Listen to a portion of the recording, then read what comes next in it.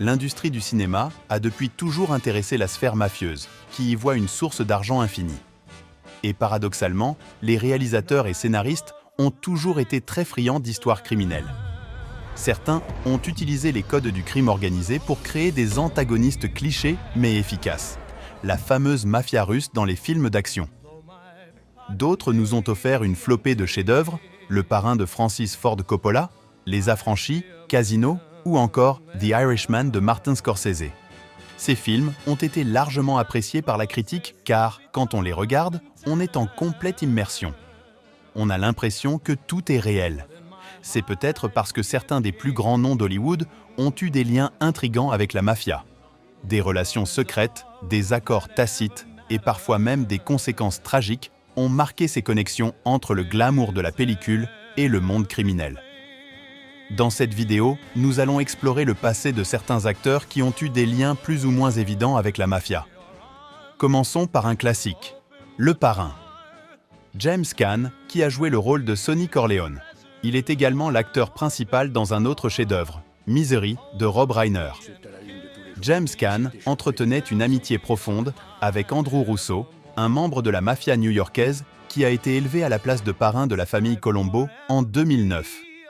Les familles Russo et Caan ont toujours été entrelacées. Selon James, Andrew a toujours été le premier à appeler quand un membre de sa famille était malade ou en difficulté, et il l'a toujours protégé comme un frère. Andrew Russo est également le parrain de Scott Caan, le fils de James et acteur principal de la série Hawaii 5-0. James Caan a prétendument fait appel au mafieux Anthony Fiato pour tabasser l'acteur Joe Pesci après que ce dernier ait refusé de payer une facture d'hôtel de 8 000 $. Lenny Montana a interprété le rôle de Luca Brasi. Comme James Caan, Lenny Montana n'était pas un membre de la mafia, mais juste un associé. Il était lutteur professionnel et aussi le garde du corps officiel de Joe Colombo, le parrain de la famille éponyme. Les mafieux new-yorkais impliqués dans les paris sportifs ont souvent fréquenté et recruté des boxeurs ou lutteurs professionnels pour collecter les dettes ou comme garde du corps. On raconte que Lenny Montana a obtenu le rôle un jour où il accompagnait Joe Colombo sur le tournage du film. L'équipe de Francis Ford Coppola lui a alors proposé de jouer le rôle de Luca Brasi car il collait parfaitement au personnage. Gianni Russo est un acteur américain surtout connu pour le rôle de Carlo Rizzi. En dehors de sa carrière cinématographique, Russo a affirmé avoir eu des liens avec la famille criminelle genovese. Selon ses propres déclarations, il aurait été impliqué dans des activités illégales dès son adolescence. Il affirme également avoir été un homme de main proche du parrain Frank Costello. Il a plus tard écrit une autobiographie où il partage son expérience parfois sujette à controverse. Pour finir, Alex Rocco, né Alexander Petricone Jr., est connu pour avoir joué le rôle de Moe Greene. À la différence des autres acteurs présentés, Alex Rocco n'avait pas de lien avec la mafia new-yorkaise. Il était natif de Boston et était relié au Winter Hill Gang de James Bulger. En 1961, Alex Rocco a été arrêté pour le meurtre du chef d'un gang concurrent, Bernard McLaughlin. Alex Rocco n'a pas été condamné, mais il n'a jamais nié ses connexions avec le crime organisé irlandais.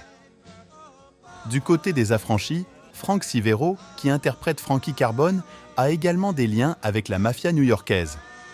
En 2009, il apparaît sur des photos de surveillance où il pose avec Charles Carneglia, un membre de la famille Gambino. Carneglia a été inculpé puis condamné pour 5 meurtres, dont celui d'un policier hors service. Un témoin confie pendant le procès que Frank Sivero allait régulièrement au quartier général du soldat de la mafia, une fourrière en plein Brooklyn. Quelques années plus tard, en 2014, Frank Sivero a poursuivi en justice les Simpsons et demandé plusieurs millions de dollars en dédommagement. Il les accusait d'avoir utilisé son caractère et le caractère de son personnage Frankie Carbone pour créer Louis, le bras droit de Gros Tony. Il est évident que Frank Sivero avait des liens avec la mafia au-delà de Charles Carneglia, comme en témoigne cette photo de lui avec les mafieux Peter Gotti, Dominic Pizzonia, Joseph Corozzo et Ronnie Trucchio de la famille Gambino. L'acteur Tony Darrow, connu pour jouer les rôles de Sonny Buns dans Les Affranchis ou encore Larry Barres dans Les Sopranos, est lui aussi bien impliqué dans les affaires de la mafia new-yorkaise. En juin 2009, il est accusé d'avoir extorqué un homme qui devait de l'argent aux membres de la famille Gambino, Joseph Orlando.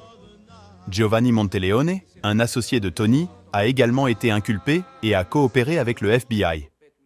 Tony Darrow a finalement été condamné à 6 mois de prison en 2011. Louis Ippolito n'a jamais été un acteur. Il a seulement tenu des petits rôles dans 2 ou 3 films. Il apparaît notamment dans Les Affranchis, dans la scène de présentation des mafieux en tant que Fat Andy. Au moment où il a tourné cette scène, il était un officier du département de police de New York corrompu et tueur à gages qui travaillait pour la famille Lucchese. Louis Ippolito a été condamné à la prison à vie en 2006 pour 8 contrats commis avant et après son apparition dans Les Affranchis. Casino. Frank Culotta était un criminel américain associé à la mafia de Chicago. Dans les années 70, il a été envoyé à Las Vegas sous les ordres du célèbre mafieux Anthony Spilotro. Ils deviennent rapidement des figures notoires dans le milieu criminel de Vegas et font monter le taux de criminalité en flèche. En 1981, le FBI fait écouter à Culotta des enregistrements audio où on entend Anthony Spilotro commanditer la mort de son ami. Furieux, il décide de coopérer avec la justice américaine et de balancer sa bande, le Hole in the Wall Gang. Il admet avoir participé à plus de 300 crimes allant du petit cambriolage au meurtre prémédité. Il est condamné à 10 ans de prison et entre dans le programme de protection des témoins jusqu'à la mort de Spilotro. Frank Culotta a été consultant pour le film Casino. C'est Frank Venson qui joue son rôle, mais Culotta apparaît lui aussi à l'écran quelques secondes. Il joue un tueur à gages qu'on voit surtout à la fin du film.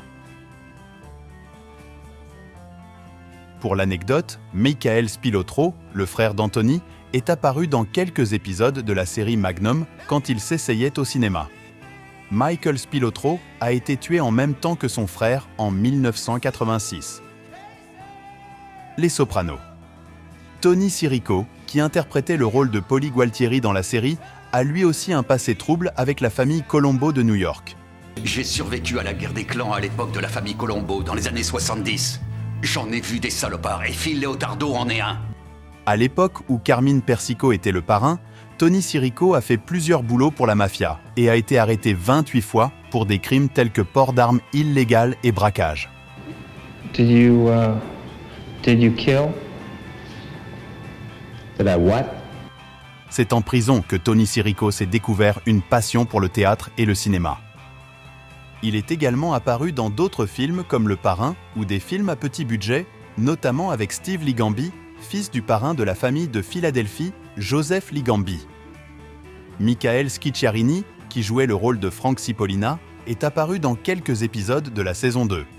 Scicciarini a passé de nombreuses années en prison, dont 5 ans pour coups et blessures. Il a été associé à la famille DeCavalcante du New Jersey, qui a été l'une des premières sources d'inspiration pour la série.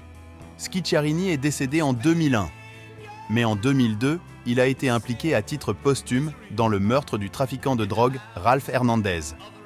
Scicciarini a été accusé d'avoir attiré Hernandez dans un club de Brooklyn pour qu'il soit abattu par Joseph Conigliaro, un capot de la famille DeCavalcante. Chazz Palminteri est un acteur, scénariste et réalisateur, surtout connu pour son rôle dans le film « Il était une fois le Bronx », une adaptation d'une pièce de théâtre semi-autobiographique qu'il a écrit et qui a été couronnée de succès à Broadway. L'histoire découle d'un meurtre dont Palminteri a été témoin à l'âge de 9 ans, alors qu'il était assis sur le perron de son immeuble. Le film met en évidence la relation particulière que Palminteri a eue avec la mafia dès le plus jeune âge.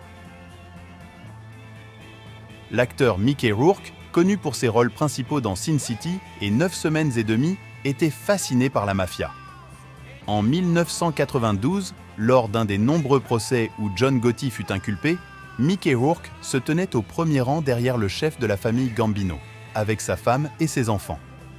Il a officiellement affirmé sa position d'ami du parrain de la mafia devant les journalistes. Victoria Gotti, la fille du parrain, raconte dans son livre cette soirée du 19 janvier 1996 où Mickey Rourke était venu soutenir son ami toute la nuit en attendant une énième arrestation autour d'un verre de whisky. Jerry Orbach est célèbre pour avoir incarné le détective Lenny Briscoe dans New York Police Judiciaire pendant plus d'une décennie. Orbach a toujours défendu de manière infâme la pratique ancestrale de l'omerta. Il a été le témoin oculaire du meurtre de Crazy Joe Gallo le 7 avril 1972. Selon la légende, Jerry et sa femme dînaient avec Crazy Joe lorsqu'il a été abattu, le soir de son 43e anniversaire.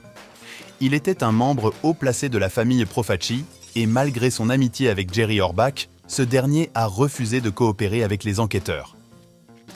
Danny Trejo, célèbre pour être la vedette du film Machete, a également eu des liens avec la Mexican Mafia, un gang carcéral réputé pour contrôler les prisons californiennes.